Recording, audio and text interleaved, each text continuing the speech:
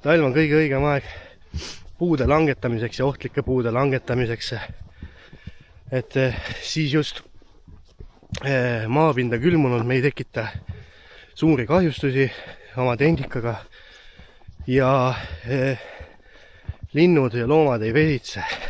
Muidugi siin veebruarikuus hakkavad kakulised vaikselt munele ja pesa peal olema, aga arboristi kohustus on ikkagi see, et iga puu õõnsus, mis on, me kontrollime selle üle.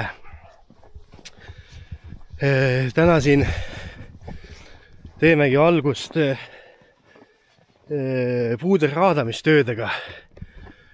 Et vaatame siin objekti ja puud üle, siin lähevad need kõik puud maha. Tegemist on nüüd Eesti raudtee võidetud hankega meil. No nii, meie tööd algasid. Siin võtab ilusti maa.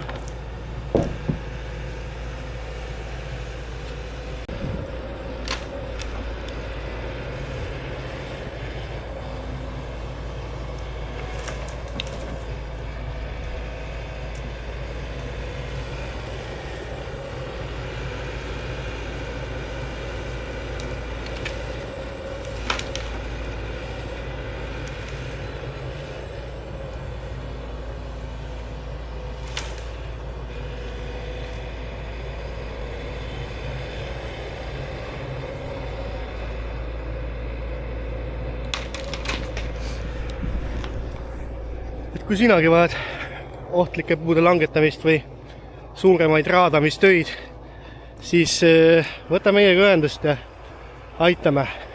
Ei ole küsimust. Seniks aga olge tublid.